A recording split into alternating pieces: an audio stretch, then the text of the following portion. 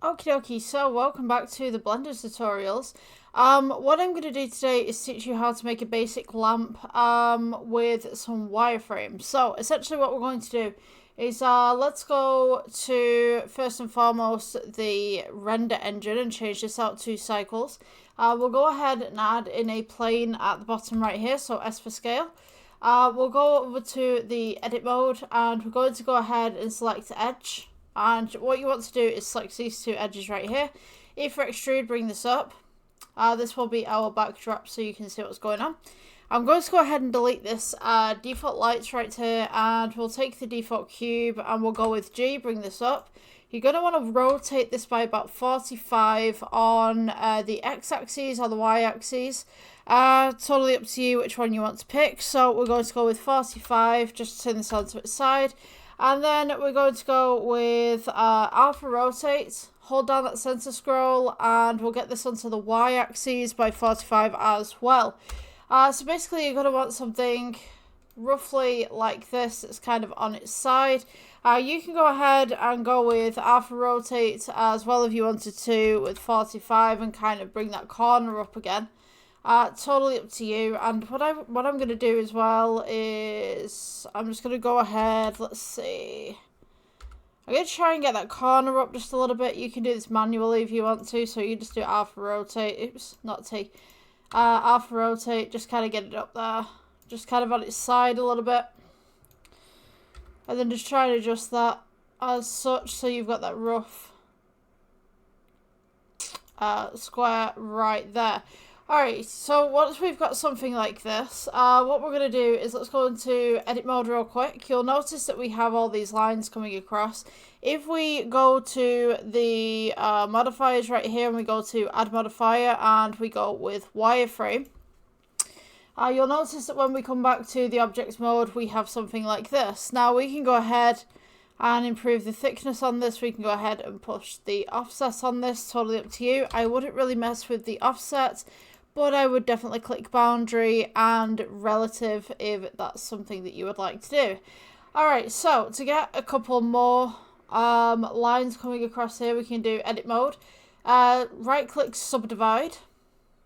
You'll notice that when we do this, we now have this nice little cross in the middle, just right here. The next thing that you could do if you really wanted to is triangulate. So you could go search here and then go triangulate. This will kind of give you a little bit more of a buffer zone, makes it a little bit smoother. Totally up to you what you would like to do with your piece. You see how you have like these little triangulations coming through on the side. So let's go with edit mode once more. We'll go right click subdivide as many times as you need. So once we've got something like this, let's go ahead to the materials tab. We will, you can use Principled BSDF for this. It's no problem.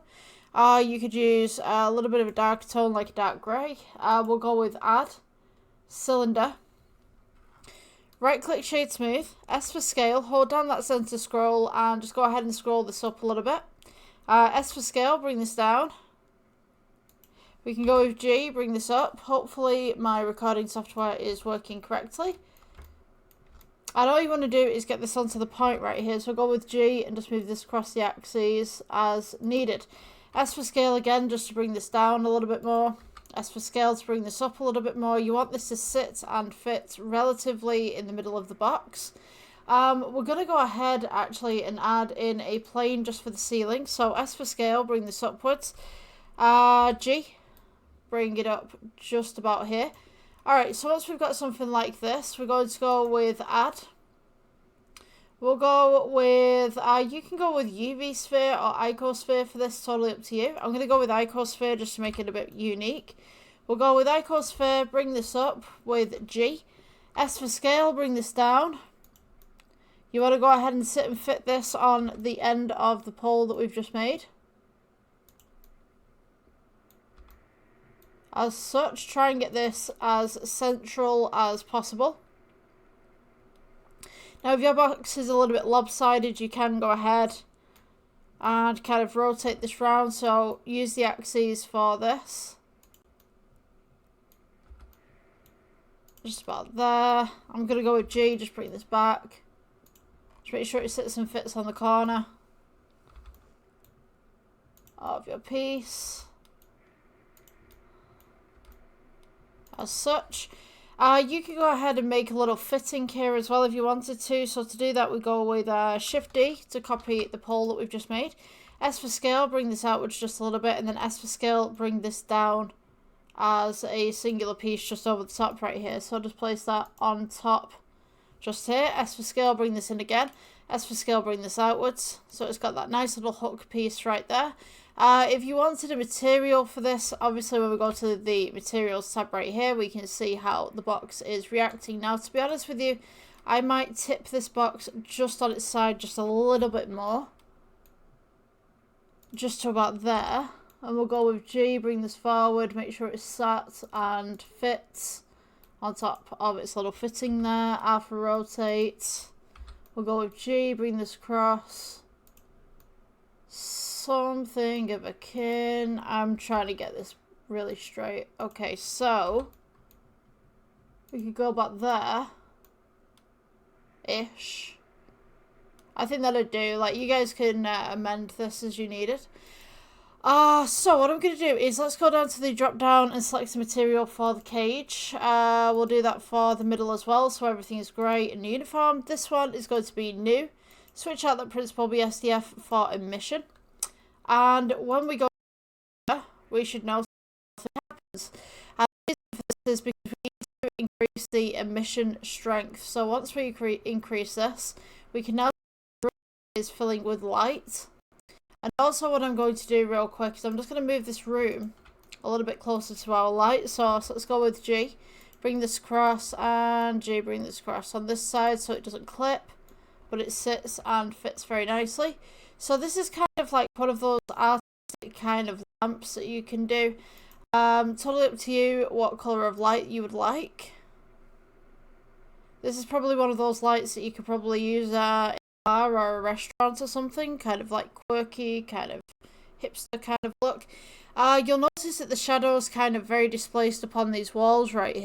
You can go ahead and amend that. I believe it's within volume, and there's some additional settings here. You can amend the roughness in the viewport display as well. Up to what you want to do. So the lighting generally loads in last on Blender, and obviously this is 4.5, so it's not going to be as detailed as the newer versions of Blender that are coming out. But at the moment, this is all my PC really do until I get something a little bit better for the tutorial. So I'm going to go ahead and let's go to the materials tab, increase that roughness up there. And then I'm going to darken the lampshade itself as well. Let's see. If you want this glass, very neat trick. So let's go back to regular viewport. I'm just going to go with Shift D, click, S for scale, bring it downwards just ever so slightly. And what I'll do here is let's go to the modifiers. We'll get rid of that wireframe for this one, and now we have a box, and we'll also get rid of that triangulate. This box that we have right here, when we render, we'll notice that it's just okay. We will go ahead and we'll go down to the materials tab. Let's switch out the principal BSDF for a BSDF, and now we can see that we have this nice frosted glass coming through with that cage on top. So essentially what we have now is we have what was two materials is now one material. So you'll notice that the bars that we made as a dark grey are now kind of a very light colour, meaning we haven't changed the material. So to change the material onto this, to make sure that it is the same material as last time, we're going to take a backtrack. So actually what we're going to do, Control Z, bring this back. Now when we duplicated both of these, make sure your modifiers are off. When we duplicated the cage and we duplicated what will be the glass, we didn't change the material on the glass part. So we now have this material. So if we go ahead and we click on the cage and we just call this material Cage Grey, and then we click on the glass, you'll notice that it's the exact same material that displays up at the side right here. So what we're going to do is press minus we're going to go new. This will be glass. And then what we're going to do is change that principal BSDF out to a glass BSDF. Now we can see that we have two separate things. So if I go into render, we now have this nice cage on the outside. We also have the frosted glass up on the inside. If you guys would like this more frosted, we're going to take the roughness and we will pull it to the right, which will make it more prominent.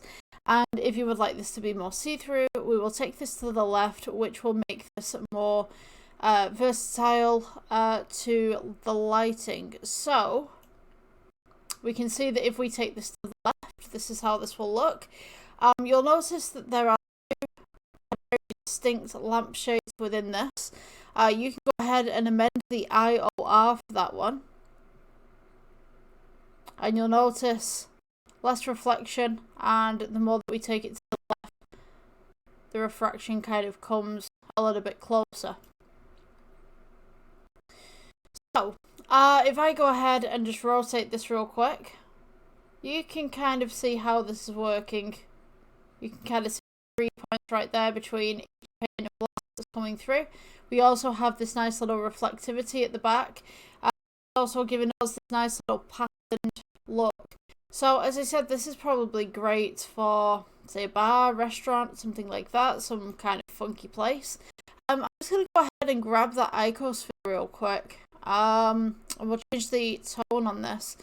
So you can go ahead and the strength up to just bring back some of those shadows. Alternatively, if you want to change the tone or the colouring for this, we can go ahead.